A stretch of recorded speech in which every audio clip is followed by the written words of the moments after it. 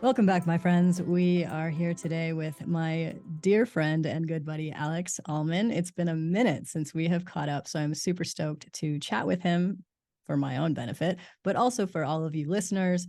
Alex helps men with relationships, specifically when they are frustrated with women. Now, I don't know anybody like that.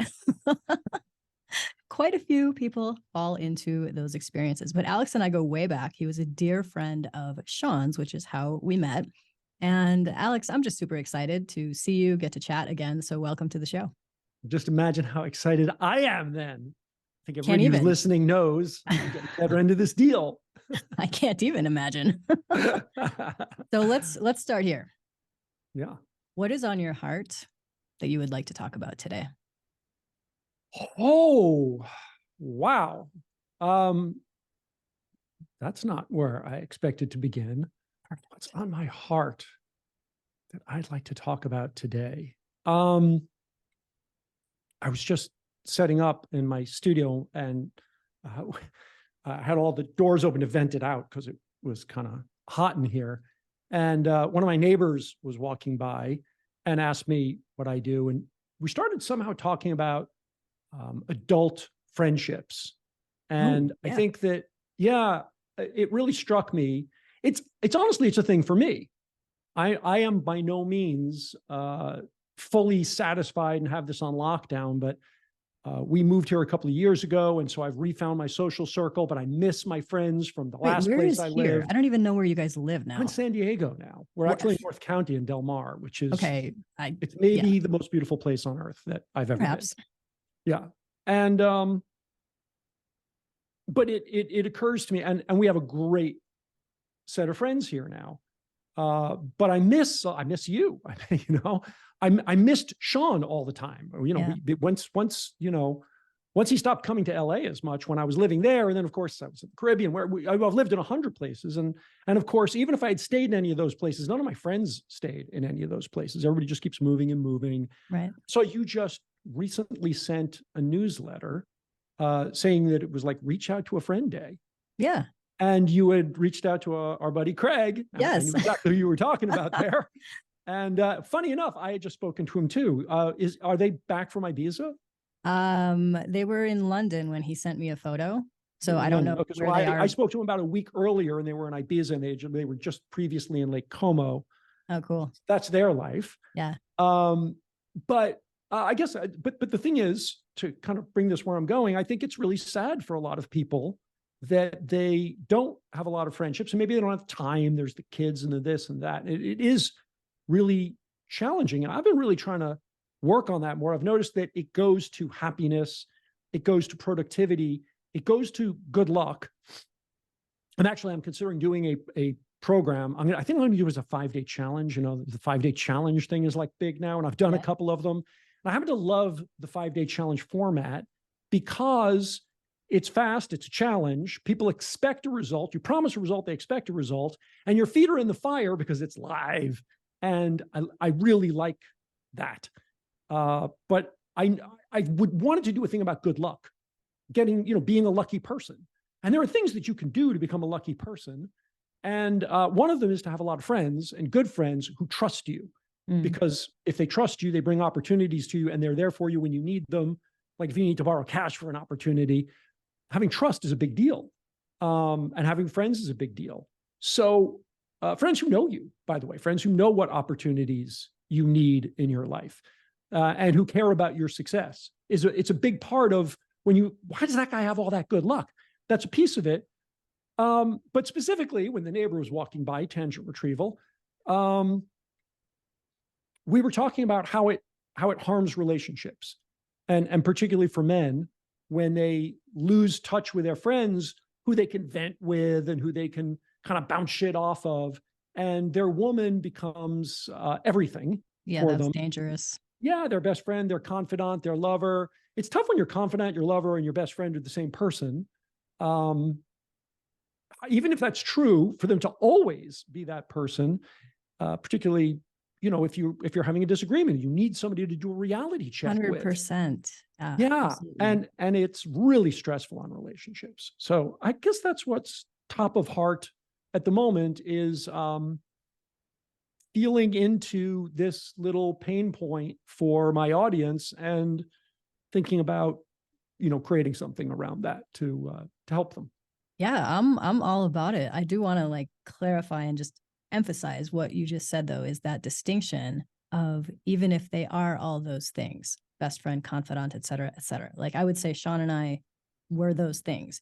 And yet I would be like, get your ass out of here, go hang with your boys, because one, I'm an introvert, two, I'm an independent freak, and three, he absolutely needed that. I've heard guys, and you probably experienced this too with your clients, some guys get very they're frustrated because their woman, whether it be wife, girlfriend, whomever, is like, well, like, why can't I come on the boys' night out or whatever? Right. And then I'd be like, please, Sean, just go. Like, I don't even want to be with you people. Get out of here. I'll see you later. And he's like, how are you like that? Because a lot of women are not like that. And I would say to women listening, encourage it. Send them out. Like, you don't need to be there everything because it's super dangerous when you are. Yeah, I think, well, a lot of, people have these kind of insecure attachments and they're afraid of you preferring the company of other people, even for a moment. And they get a lot of weird angst around that. And obviously, if that's the case, as you say, the advice is just do it anyway. Confront your fear because, all the growth is outside your comfort zone. Exactly. So, get the hell out of your comfort zone. Yeah. But there's also this other piece that if a man is getting that consistently from a lot of women, it's not the women, it's him. He's not showing up as trustable. And probably because he's not, probably because he's not. There is that, yes. Yeah. So, I mean, becoming a trustable man to your woman and making her, Sean fills you up with love. So then you didn't feel like, oh, he's probably out there getting something that he can't get from me, which is nonsense. You know, that wasn't the case. I was like, please go. I've had enough of you. Right, exactly. Well, and also, so as you know, my wife is an introvert as well. I know. And I adore her because I'm like, I get you. and another friend of ours who's a rather famously introverted, but I don't want to mention his name. We were once having a conversation around. I know exactly who you're talking about. So he had this funny thing, the 5 love languages. He said, well, there are 2 other love languages that he didn't mention in the book, which are leave me alone and get the fuck out of here. 100%. Yes. Yes. And I will add to it, because I've had the same conversation with this person, acts of correctness, not acts of kindness, but acts of correctness, like doing it right, according to us, obviously. Yeah. So yes, love languages could be expanded a little bit. Anyway, let's get back to this idea of adult friendship. I find myself in this position a lot because I have lived and you're going to be in the same boat. You've lived so many different places. So you gather relationships and friendships all around the world. And I'm like, oh, okay. So one of my besties is in Nairobi, Kenya. One of my besties is in Chicago. One of my besties is in Portland, Oregon. Like, these people are all over the place. So how do we, as busy entrepreneurs, maintain? And I'll tell you what I have done. And like, I'm very deliberate about this, but I would love to hear your perspective too about like, what do you do about this? Obviously, before they take your 5-day challenge. Well, my 5-day challenge isn't necessarily about friendship. It's about luck. But I think this is a key piece about it. Oh, maybe I should do one on friendship. I like that too. Making friends and having a broader social circle, but I'm ill-equipped for it because you're an introvert and I'm extroverted. But even as an extrovert, I find there are a couple of reasons for why I'm quite shy. And one of them is, I don't know if you know this about me. It's something I only discovered recently, and I didn't realize I have a condition, a neurological condition, and I don't recognize faces. It's called prosopagnosia. Really? And I only found out that that's my thing like 5 years ago when I took a diagnostic test and I was off the charts for it. Huh. So if I can remember so clearly, it's such a funny thing. Now, people have extreme cases of it where they can't recognize their own mother, and I don't have that. But if I go to a networking event and I have 3 meaningful conversations on Monday with people where I'm spending at least 30 minutes going deep with them, I won't recognize them on Tuesday. And that's shocking and embarrassing. And so I avoid making friends sometimes. Sure. But I didn't realize I had this thing. But I knew that like my best friend in high school seemed to know everybody in the hall. I didn't fucking know any of them. You're like, who is that? So it's hard for me to expand my social network. And one of the things that's been important to me is making friends with a super connector. Yes. And then they are always inviting you out to stuff. Like find somebody who's skilled at it. Like you don't necessarily need to develop the skill. You need to find the person. So I got a buddy here in San Diego, Samir, and he's the mayor of our, neighborhood. Like Nice. everybody knows him. And he's always, he's got me in a little entrepreneur mastermind, and he's inviting me out for cocktails. And that's what you need. You need somebody like that. 100%. I mean, that was Sean to me. Like Sean knew all the people. And then Right. Oh, yeah, Sean. Jesus, fascinating people like yourself and many others through him. But I was certainly not going to go out and like seek out those people. So super connector is huge. The way that I have actually, that has nothing to do with your question, which was, what do you do as a busy entrepreneur with all your friends get to that globally? Yeah. And the answer is, I wish I had the answer to that. I really struggle with it. I'm bad at keeping in touch. I try and make calendar notes. Like, in fact, for a while, do you know Gabby and Raj?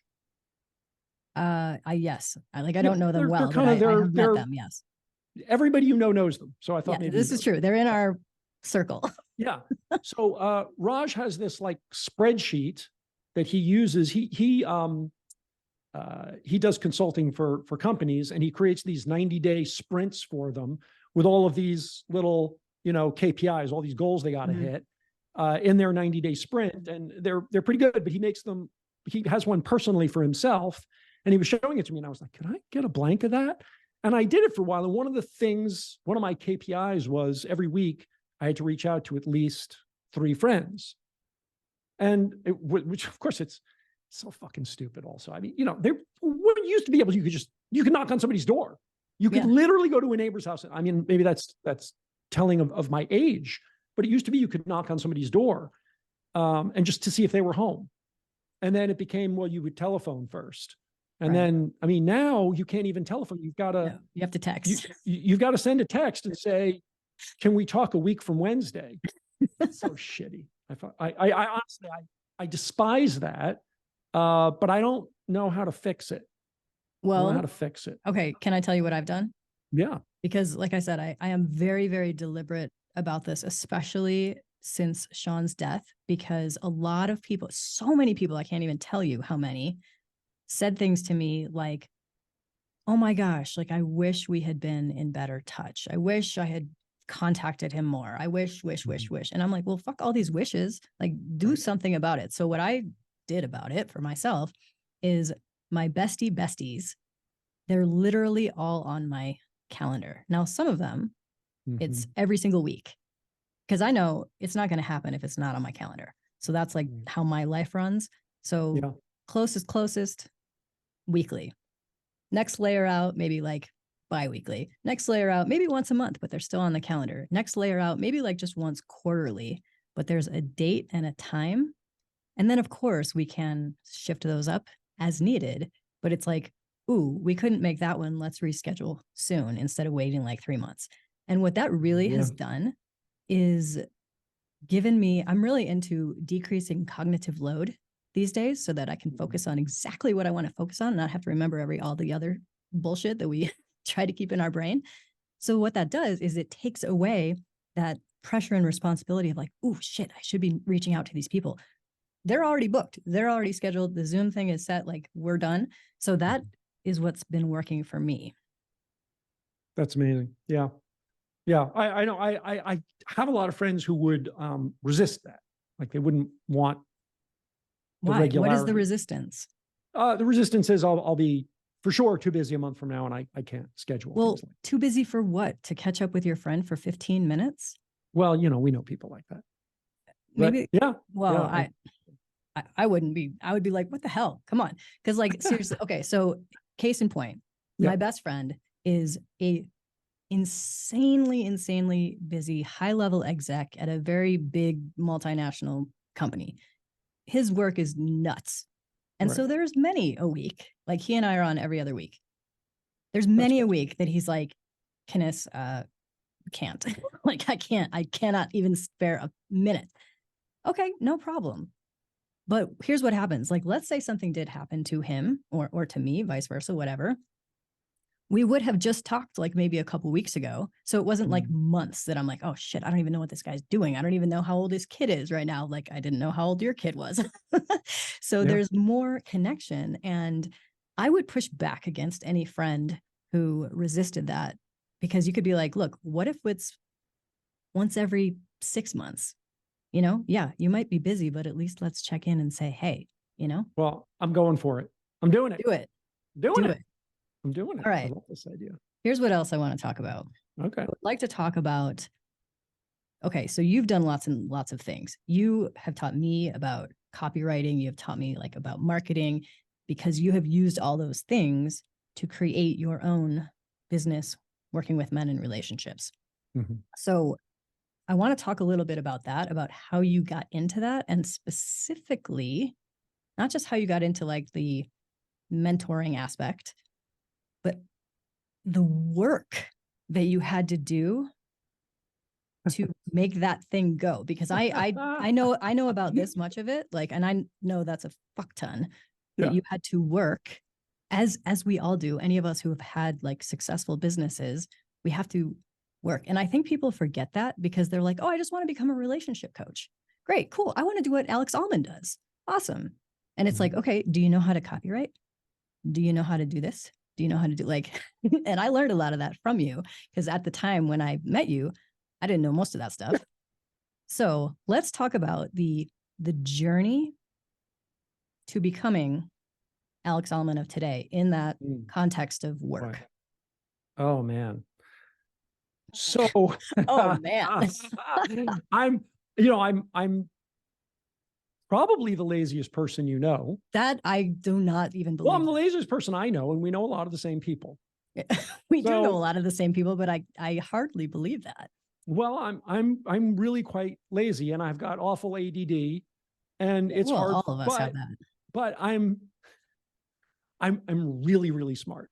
So, but I'm not the smartest person we know, by the way. It's like I'm not as smart as Evan or you can say all these people. I mean, half these people have been on this show already. So yeah, right. So I'm not. I mean, I'm pretty smart, and so I can get away with maybe not working that hard. Because okay, hold on though. Hold on, please. Let me interrupt you for one moment. Okay, because this does not make sense to my brain, because I would say I also, and maybe it's a different kind of smart, but I'm also very smart. I'll give you that. Yet, yeah, I have had to work my ass off in this, because I did not find the whole entrepreneurialism thing like easy. In other aspects, like I never had to work in school. I never had to work at my corporate job, because I was smart enough to be like, I'll figure out an easier way to do it, right? Like it's skirt around it, make it more efficient. This, though, not the same experience at all. So I almost want to ask you, like, what kind of smart are you referring to that might make it easier? I was a writer first. Yes, so was I. Yeah. So I'm a pretty good writer. Like I can take my thoughts and I can put them down on a piece of paper and give people an experience. So that's something that I had. That helps. So that made copywriting a little easier for me. I was smart in that way. I guess I'm not smart in every way, right? There's a lot of areas where I'm fairly thick-headed, but I'm pretty good at that. I'm pretty good at that communicating thing. So I was writing articles for a website that our buddy Eben Pagan was running for his business, Double Your Dating. Yeah, back in the day, David D'Angelo. Back in the day, right. So what had happened was I had been writing in Hollywood. I had a television show that I had created that really looked like this was going to be the one. And everybody was very excited about it. And it was at NBC. And the guy who brought it in to NBC left to take the CEO job at Fox. And so then the new guy that came in couldn't possibly run this thing, because if he did and it was successful, everybody would say, oh, that was the last guy's thing, you know? Yeah. Yeah. So you don't get any credit for that. And if it tanked, they'd say, well, you were the idiot that was in charge when that thing hit the air. Right. So what you would do in that case, if you're that kind of executive, is you put it in turnaround, which means you keep the rights, but you don't do anything with it. And the reason you do that is because, again, if they sold me the rights back and it went, or the studio that I was working with, and then it became successful, and they were the ones that again, let that go. He'd look like an idiot, right? Yeah. So anyway, so there I was. The lawyers had made a lot of money, but at this point, I'm like in debt. I'm fucked. This big thing that I thought was going to happen, and I'd be like, woohoo, with my credit card, that's not happening, and my woohoo credit card is now a big problem. Right. And I've been there, done that. Yeah, I'm staring down the barrel of this gun, and I had no income at all, and I'm 39, literally months away from my 40th birthday, and I realize I'm not going to be able to pay rent. I'm literally going to have to move in with my parents, at 40. Or I could go back to bartending at the nightclub, where maybe they would give me my job back, but everybody there is like 20. Yeah. And I'm going to be 40, and I'm in this blizzard of self-hate. And Eben calls me up and says, I need you to write some articles. Would you be willing? I will pay you anything. So I looked at all my minimum payments. And you're like, yes. and a month rent, and the this and the that. And I added up all my expenses for the month, and I said, $11,000. And he was like, okay, cool. So here's what I need. And I'm like, oh, I should have asked for 20, But anyway, so I wrote a bunch of articles. A bunch of those articles were about sex. And those articles were very successful, and they got a lot of buzz. And Eben read them, and he called me up and he said, let's have lunch. And he said, the stuff that you're writing about, because I'm in this business, I read all this stuff. Right. You've got a very unique angle. Nobody's talking about it the way you are. Men have a lot of insecurities around this. So my first book ended up Revolutionary Sex. That was my first book. And he said, write a book, I'll teach you how to market it. So that's where I learned copywriting from Eben.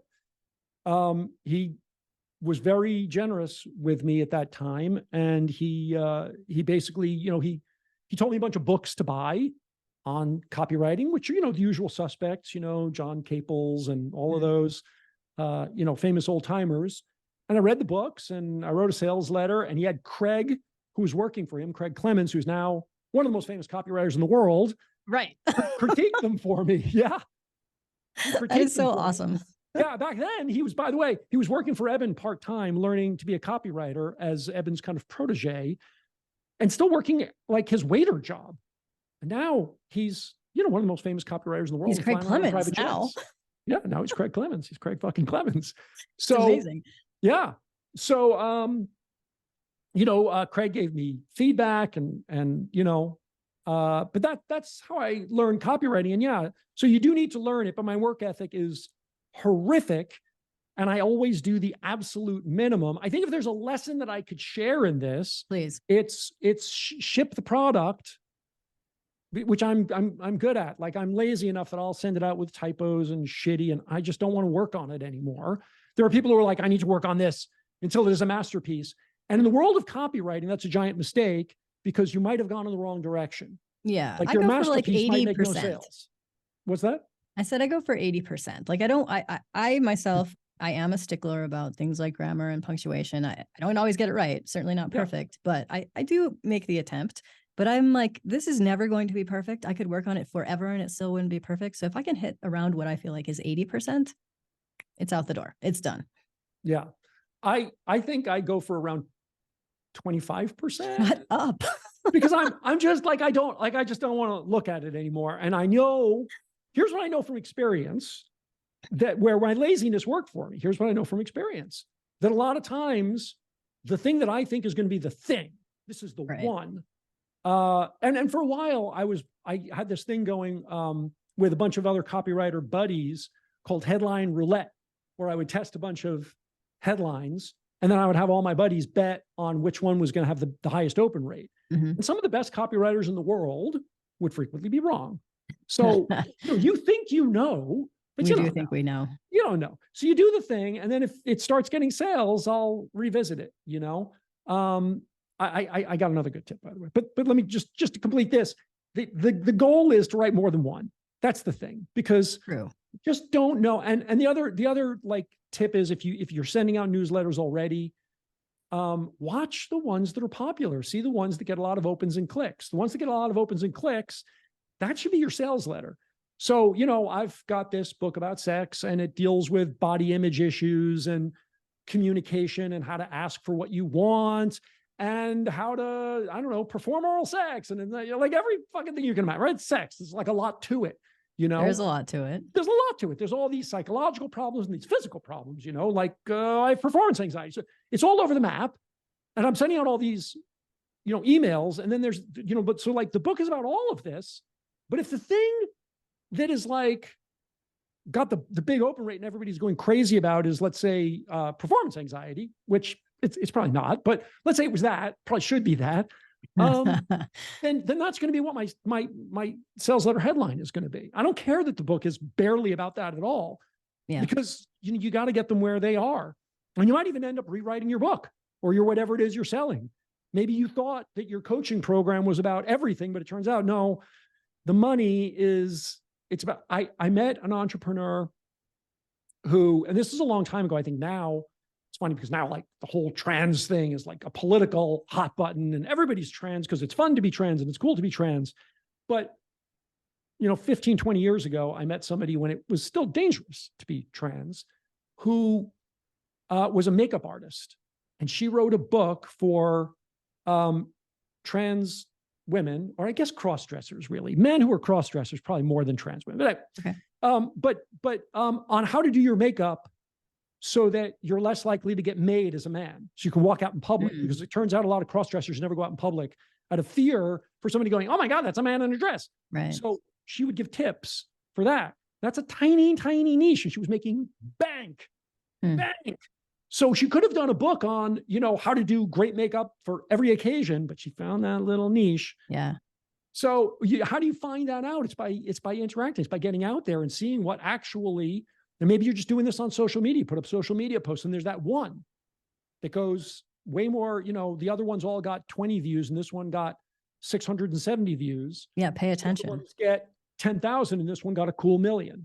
Well, you're onto something, and copy is really about that interactive listening and just getting it out there, because it may fall on its face. And you're like, why did it fall on its face? I thought, you got to get it brilliant. Get it out there. So that's copy tip one. Well, I would say there was a lot of great things in what you just said. Probably the best is that there is hope for people out there that are lazy.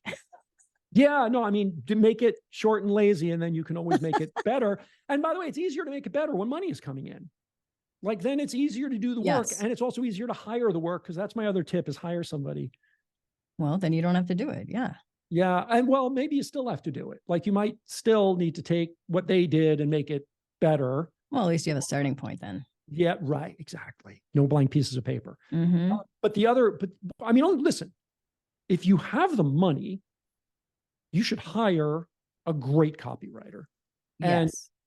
And as Eben told me, and a couple of other people have said similar things, you should hire a copywriter. And I think he got this actually from, I'm trying to remember famous copywriter's name, John Carlton. I think he got this from John Carlton.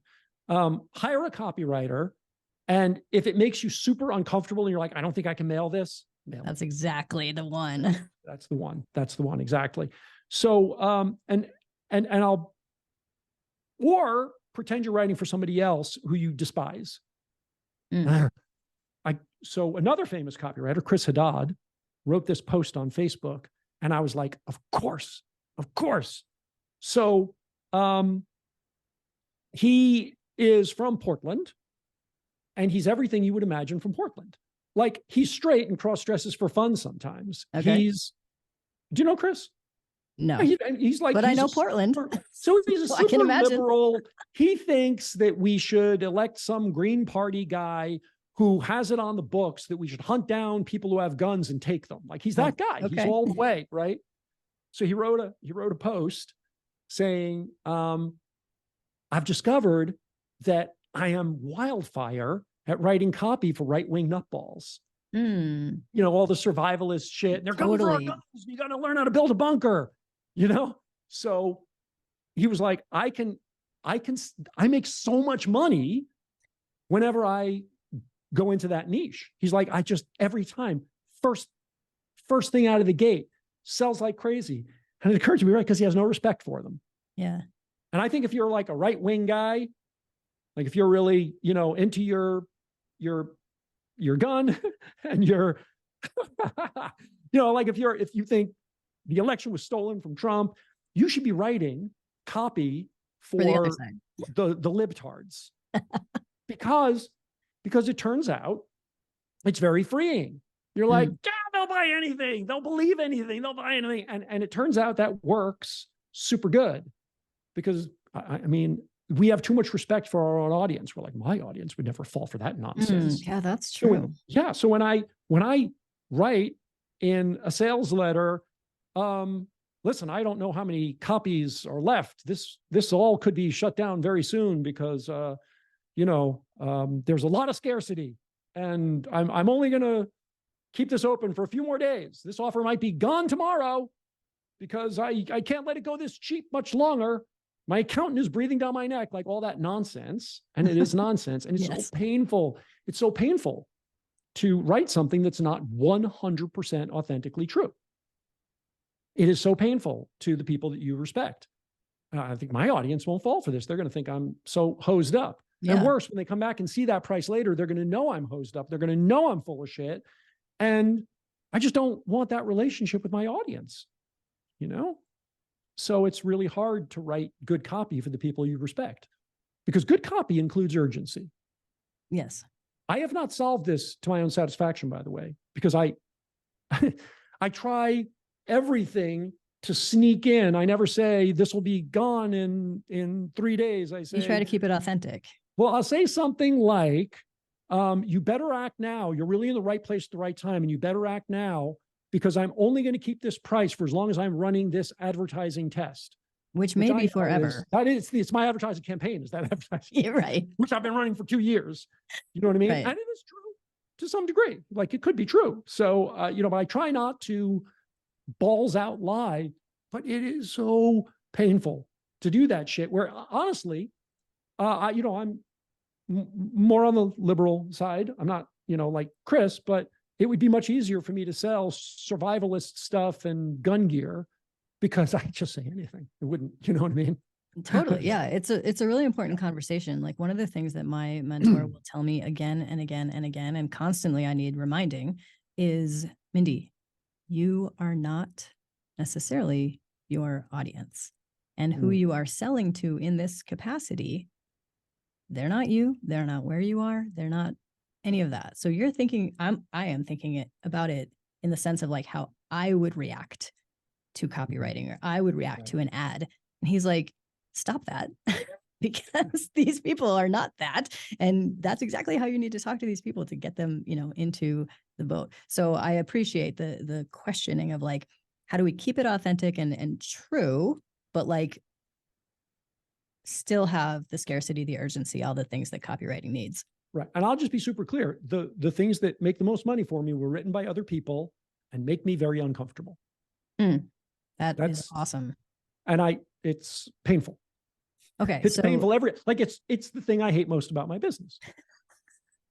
That's so funny to even hear that. I would have to think, what do I hate most about my business? Oh, I don't have to think about it at all. That is definitely clearly that was very apparent. Yeah. So, I mean, and then that puts me into a weird position too. I know if I hire somebody, I'll make more money.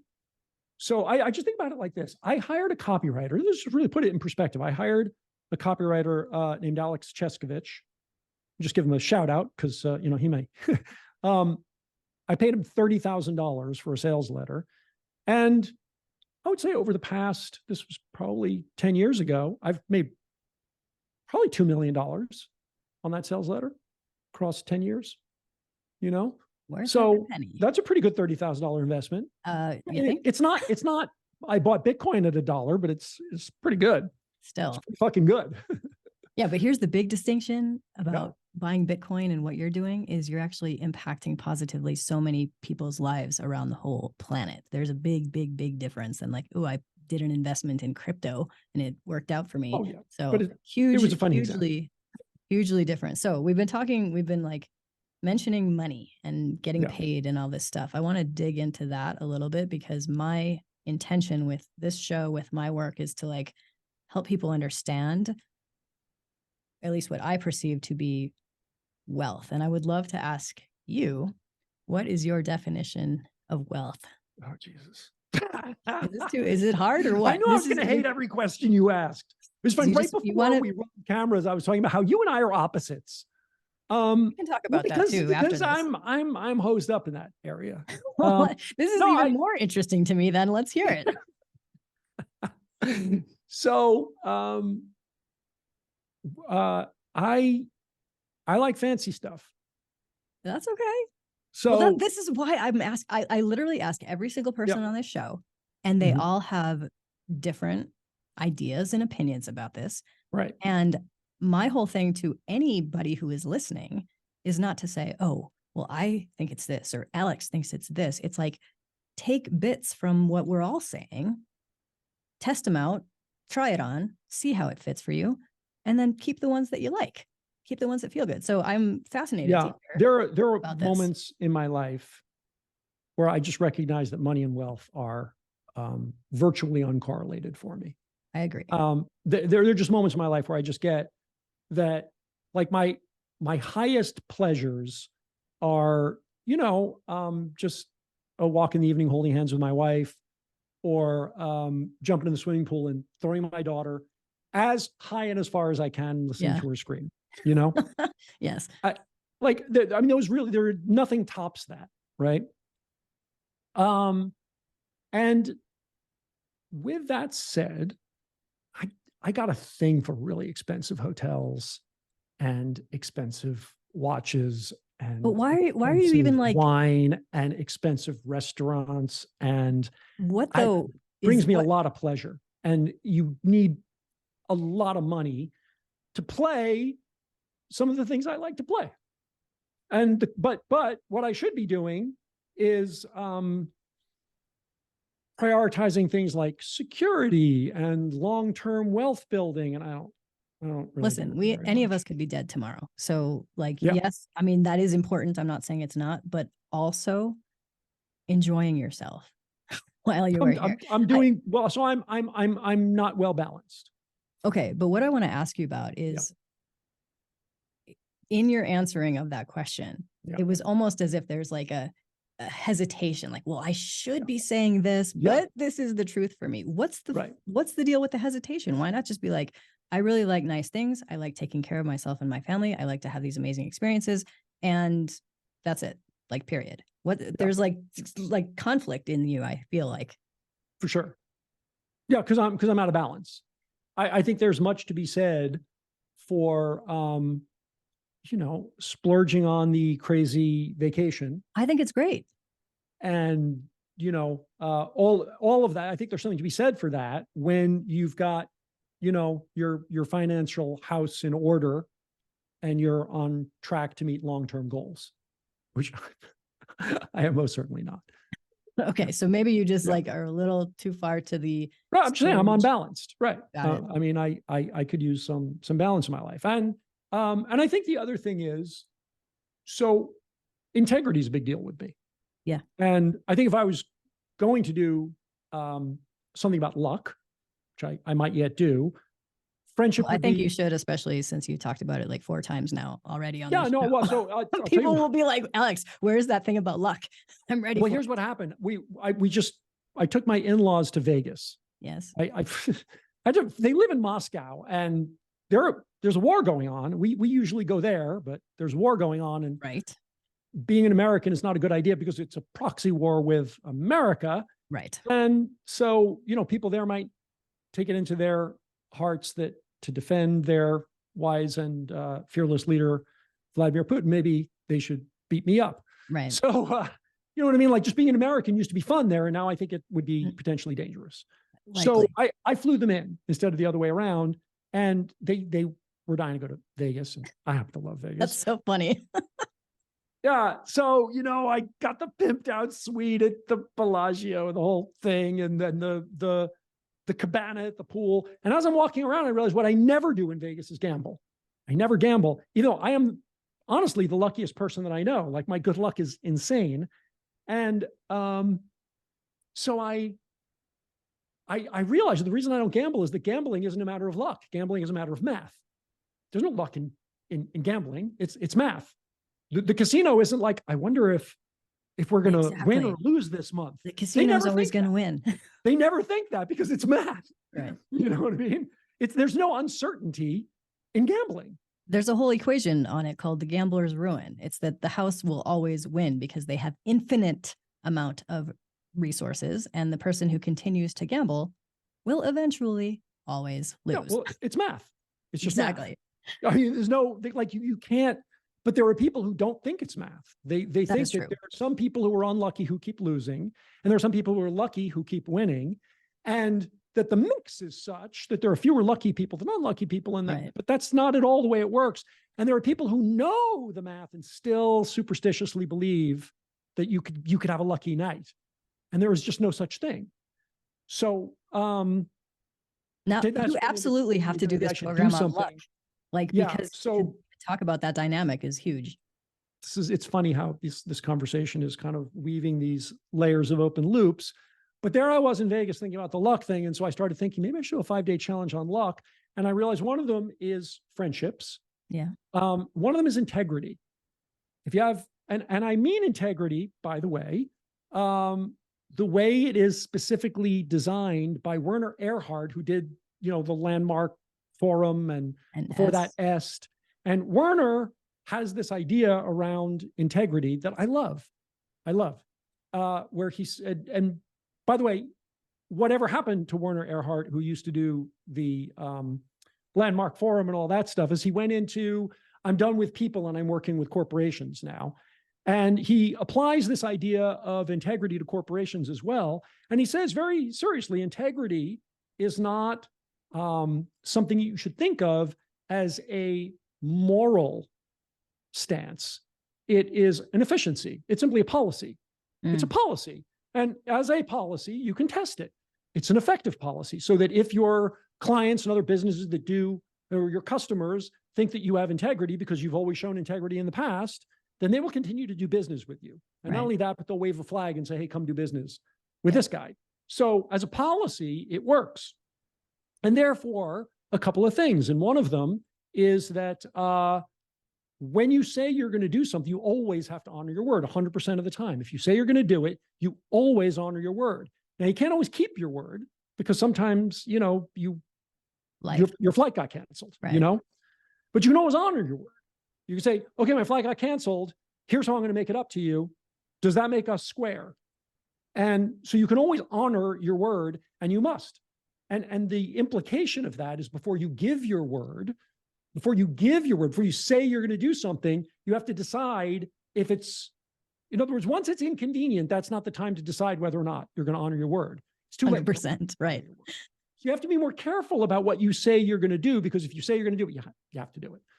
So that's the distinction he makes. And if you do that in your life, your luck changes, because it's crazy how that changes your luck. And I'm going to bring this back to copywriting.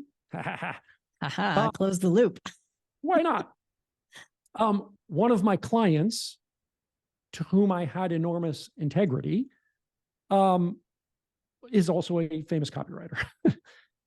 But I saved his marriage. Or I made his marriage happen, I should say. I saved his relationship with his girlfriend, and they're married and have a baby now. Nice. And at some point, he, who is wildly wealthy and only writes his own, he doesn't write for anybody else. So nobody would have heard of him as a copywriter. He writes for his own company. And they probably do 40 million a year, just put it in perspective. He's extremely rich. And he said to me, I'm going to take a week off work, and I'm going to write you a sales letter. So that one was free. Nice. But it came from this idea of, that's good luck, right? I had a client who's a famous copywriter who's like, I think your stuff is so important and should be out there that not just as a favor to you, but as a favor to the world at large. Yeah. I'm going to write your sales letter. And that sales letter in the last 5 years has probably made me $3 or $4 million. Boom. That's awesome. That's good luck. That's good luck. All right. Hang on. I'm going to see if I can wrap this whole thing in a bow. there was one more open loop here around why I went down this integrity. Yes. So when I coach men in their relationships with women, I drill integrity. I drill integrity into men who want to have a passionate life, who want a bigger, expanded life. I'm like, this policy works. It works like crazy. It changes the way the whole world looks at you, and it happens fast. The very first time you honor your word when it was really fucking hard, most people wouldn't. It's like winning the lottery. It really changes your luck in life because people begin to see you as that guy. But the most important place to have integrity, Mindy, the most important is what? Oh, you should know this with yourself. That's what I did. I was pointing to me. Oh, you were pointing. Oh, okay. So, oh yeah, you were. I forgot you were not looking at that. Looking at the camera. I was like, that's what I said. I mean, I didn't say it. Yeah, I pointed to right. myself. The most important place to have integrity is with yourself. 100%. And that's why I have shame around my financial idiocy. Got it. Because I just have a problem with, I have a spending problem. Hi, I'm Alex, and I have a spending problem. So I know it. And I often say to myself, well, everything that I make over X this month, I'm going to invest. But then, but then a couple of my buddies are like, we're going down to Cabo. And I'm like, of course I'm going to Cabo. Yes. I mean, you can do both though. Put a little bit to the investment. Well, no, but I mean, you have to, the point is I'm not keeping integrity with myself. So when you say you seem to have shame around it, that's the shame. Yeah, the shame totally is that I preach integrity with myself. And when I break integrity with myself and I don't honor my word to myself, nobody knows but me.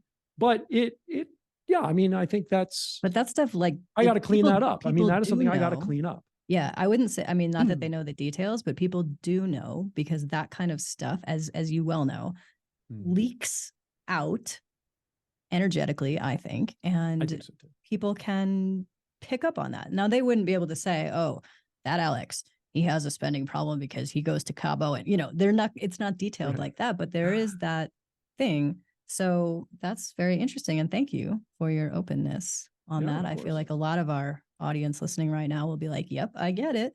And I get it too, because I was that.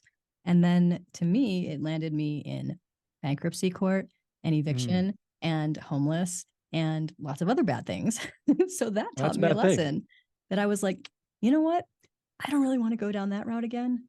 I am going to clean that aspect of myself up. And I totally understand though, like that drive. So thank you. I appreciate that. I have a question that I ask every guest that I'm going to really hate it, aren't I? What's that? I'm probably going to hate it. Like all the rest of them today. All right. This question is based on an acronym. So there's 4 parts to my question, and I'll walk you through each part.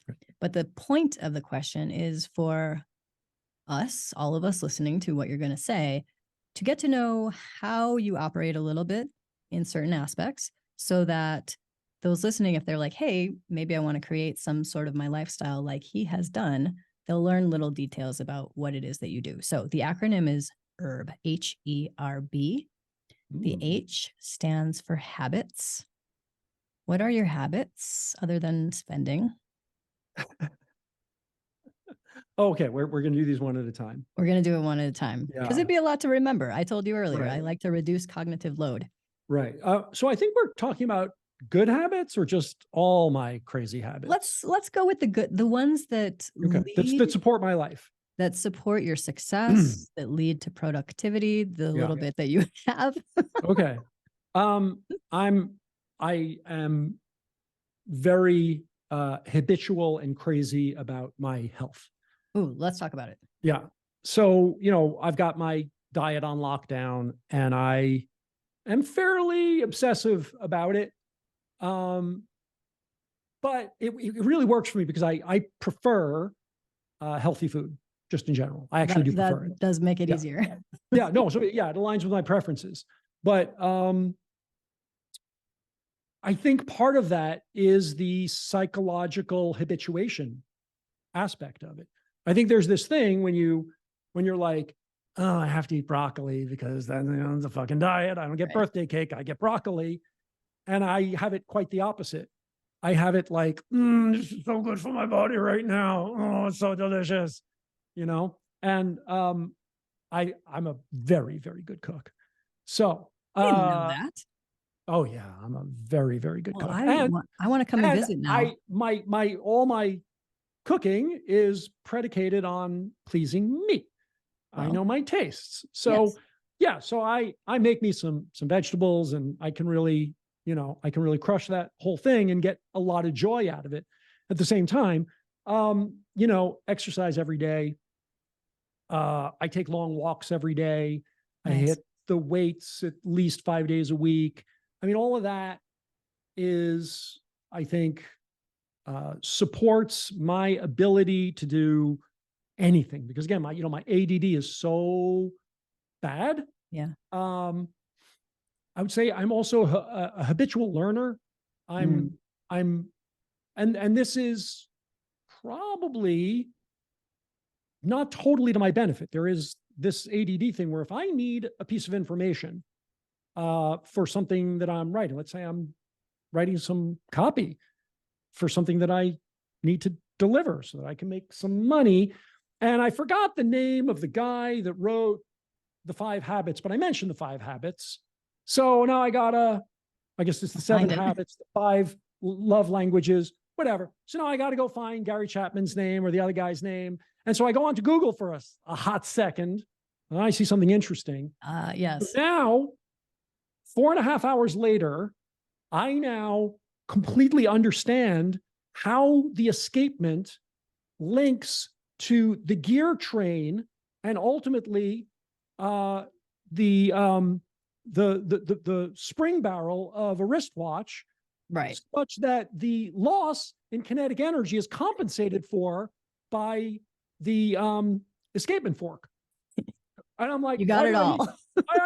so I need to like know everything. And so that's bad news and the good news. The good news of that is I think that by enriching the brain, it fires a lot of my creativity. So I'm a habitual learner. Like this is like biting my nails. Like I can't stop myself from doing it. I don't bite my nails, by the way, but I used to. But that habit, I think, cuts both ways. But it's very much part of how my life works and how my life happened, is this habitual learning. I'm always learning. In fact, when I'm at the gym, I'm always reading a book. That's me too. Yeah. And I try and read eclectically and as wide as possible. Okay. Hold that thought right there, because we're going to get into that. Like that's part of the other part of the question. Yeah. The E in herb. Yeah. Is environment. How do you set up your environment so that it, again, like helps you be as successful as you are? I moved to San Diego. Yeah, well, that's huge. Yeah. The weather here is good every single day, and I take these long walks. And we moved. So there's a couple of places on Earth where you get the 10 out of 10 schools, and San Diego is one of them, and the others are not places I wanted to live. So it was a no-brainer. But yeah, moving to San Diego, surrounding myself with the right people, I think is a big deal. The conversations you have. If there's anything in your environment that matters more than that, I'm unaware of it. Yeah. Like you really need the right people. For me, I need a certain buzz of distraction to manage my ADD. So I work well in coffee shops, for example. Gosh. We are exact opposites. Oh, no, I know that. Yeah. Yeah. I need some level of distraction to get anything done. Okay. So I think that's part of it. I think, more recently I've gotten better about this. It's so funny because, I will think nothing of spending $2,000 a night on a hotel, but sometimes there's like a $50 widget that would make my desk area more productive. And I'm like, no, like that's a waste too of money. expensive. That seems like a waste of money. But I've gotten better about that. I've actually been spending money on stuff that makes my work environment better. And that's been a game changer for me. Yeah, it's so worth it. Yeah, that's been a game changer for me. Nice. Like there's this microphone stand here. Mm-hmm. I don't have one at my other desk. And I just ordered one. I'm like, why don't I have another fucking, this is stupid. Yeah, because Like why the have other to one, carry I the got thing back to and the forth? microphone. I can never figure it out. I'm like, why don't I just have two of them? We're not going to unscrew this one all the time. So anyway, yeah, Perfect. shit like that. Exactly. Stuff Yeah. like that reduces friction, and Yeah. it's so good for all of us. Yes. Reduces friction is the right term. I have just gotten wise to this idea that spending money to reduce friction turns out to be a very good investment. I just figured that out, but it really goes to environment in a big way. And it's been a game changer. Yeah, that's awesome. I love that. Yeah. So the R in herb, this is where we're like, we can dig into some books. The R stands for resources. Yeah. And that could be books. It could be courses, programs, coaches, whatever. But what I would love from you, I mean, we really could talk about a million of them, but what are some resources that have had the highest impact on you that you would recommend to others? Yeah. Well, I think finding the right mentor is a game changer. Yes. So, I mean, I think that most people are okay with the whole mentor thing. You might have some men. I don't think this is much of a woman thing. Maybe there are women like this too. But there are certainly men like me. Well, let's be clear. My audience is majority men. So okay. Well, I think that there are probably some of them out there. There are probably some of them out there that are as idiotic as I used to be, and had it in my head. I guarantee having it. a mentor was somehow like putting myself below somebody. That there was a certain amount of shame in asking for help. That's weird. That's weird, right? I don't know where I got it from. I think there was even a part of me, if I was to really do some psychoanalysis, I think there was a part of me that felt like it might be slightly traitorous towards my father. That I would really have another man that I had in high esteem who I went to for advice. Guidance? Yeah, for guidance. Exactly. Wow. Right. Isn't that strange? That's some deep shit right there. It is. But I mean, so this goes back probably 20 years ago. I discovered this whole thing about it's cool to have a mentor. Yeah. And that was, yeah, it changed my life. Like that. I mean, it's crazy how much better it is to have a mentor than learn something from a course or try to do it yourself or anything else, decades. Right. So having a mentor is a big deal to me, and I'm constantly looking for where that might work out for me. And it turns out that other than famous celebrities, I'm probably including some famous celebrities, but like you probably can't get Jeff Bezos because he's probably got a lot of people who he's mentoring right now in his own company. But in general, people are quite flattered to be approached and say, I'd like some mentorship from you. And the only thing, if you really want to get good with the mentor relationship, it's important not to gush and thank too much because mentors don't like that shit. And never to go for reciprocity. Like, I want to give you this great thing, because mentors don't like that shit. They got that shit. And they probably don't need it. They don't need, they don't need it, and they don't like it. What they want, the way you make a mentor happy is you take their advice and you report back. This worked. This didn't work. That thing and get the result. That's the best. Absolutely the best. Yeah, right. And I mentor a lot of people, and I can tell you, it's the best. It's the best when you tell them something and they go do it like right away, and then they come back and they're like, "Here's my result. What next?" Oh my God. It's freaking awesome. Although I will say, I am one for public praise. Like, I will take it. Yeah. I don't like it. I don't like it when they gush to me. I'm like, yeah, I already know this. Go tell Facebook or whatever, like how about your experience. I guess I like that because it's good for business, but but other than that, I don't think the praise thing. I don't like need it, but it is, that's why I like it, because I'm like, go. External validation feels good, but that's not, I guess, because everybody needs it in a different place. Yes. You know what I mean? That's not like, for me, external validation might be from like, if a girl walks by while I'm working out and says, "Oh, wow, you look great." I'm like, "Oh, hey, say it again." Right. So, you know what I mean? But I think we all have that area. Yeah. It's definitely different for different people though. Like all these people, they'll say things, "Oh my God, you're so beautiful." And I'm like, please, talk to me about my brain or something interesting. Come on. Right. Anyway, but let's talk about, I do want to know some beautiful women everywhere, by the way. Like, I don't, yeah. Because it's exhausting after a while. Right. It's exhausting. I get it. I do want to know what some of your favorite books are though. Like we can't leave the resource. So mentors, I just really discovered podcasting. And there's something about the long form Wink, Which, wink. hello, by the way, you were Yeah. giving me shit before we started, and we are now at an hour. So this is long form now. Okay. So what I love long form because I think it allows people the space to really find, like, it's down in the depths. It's that little piece that I find most valuable.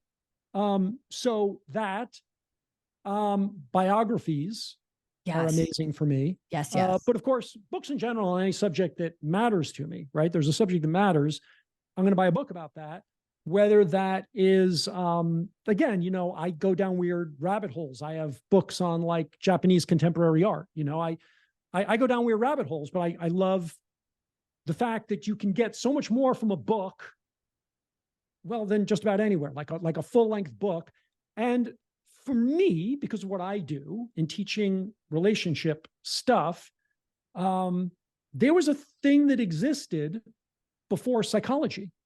You know, when you know, Freud and what's his name? Carl Henry Jung, James? Henry James? No, the other James. William, Anyway, when psychology was invented, William James. William James. So prior to all of that, Yes. it wasn't like there was no place you could go to learn about human nature. Where True. you went before that was great literature. And people felt that you were a man of great learning if you read great literature, even though that shit was made up. But a great novel becomes great and lasts through decades, centuries, or millennia because they get something about the essence of human nature, which is why Ovid's Metamorphoses, 2,000 years later, still reads like contemporary fiction, like it's the same stuff. So, yeah, great literature is So a what are like resource. a couple of your top? I couldn't even begin. It's too big. It's too big. But I just read Portrait of a Lady for the first time. That's why you're thinking about Henry James. Exactly. Wow. Really got some subtleties about human nature from that they're hard to see. They're hard to see. And I mean, I think there's enormous value in, you know, reading books on psychology. I get tons of stuff from that. But I'm amazed at how much nuance and how much of my teaching comes from what I've learned by, you know, reading Nathaniel Hawthorne or Ernest Hemingway or Ovid. You know, there's just so much there. And you know, so much of what we understand about telling a good story and marketing comes from Aristotle. Yes. I mean, you know, you can learn stuff from it's hard to believe that we were having the same conversations then that we are now. Or like if you read, you know, Buddhist texts that are thousands of years old, and you're like, that feels very contemporary to me. I just learned that. You know what I mean? The same stuff. It's the same stuff. Okay, so let's move on to the B. The B is beliefs. What beliefs or worldviews do you hold? Maybe like being one of the luckiest people you know, or whatever else, that have established and created the reality that you now enjoy. Well, I think this is the bullseye for me. I think the beliefs are everything. I think this is the big one. And if there's anything that I learned from mentors, it is this piece around beliefs. Yeah. So the first thing that we have to look at, my probably most importantly deeply held belief, is that beliefs are chimeras. They're like, they don't exist in the way we think they do. They're just opinions that we have a lot of faith in, but they're not real. We interact with our beliefs as if they're real, but they're not real. They're just nothing more than mental efficiencies. They're just mental efficiencies. Like, I believe that touching fire is going to burn my finger. It's a good belief. It's a good mental efficiency. You don't need to retry that every time you see the pretty flame. Thankfully. You know what I mean? But every belief, ultimately, every belief is just made up shit, like all of it. And when you get that, the freedom that follows is incredible. And it allows you to really focus in on all those things that you believe that are harming you. So there's a fairly common belief out there among men, single men especially, married men as well, often, that a woman will leave any man for another man who has higher status. Doesn't matter who the woman is, doesn't matter who the man is. This is just Darwin. Darwin 101. She's with you. There's a guy with higher status who's like, drop that loser, come with me. And she will say yes 100% of the time because women are simply baked that way. And a man who loves his wife, who thinks she's honest and has great integrity, still has this niggling doubt that maybe that's true. And then he begins acting insecure and wacky. And I think there are probably women out there that believe things like that about men, you know, if she's younger and prettier, right?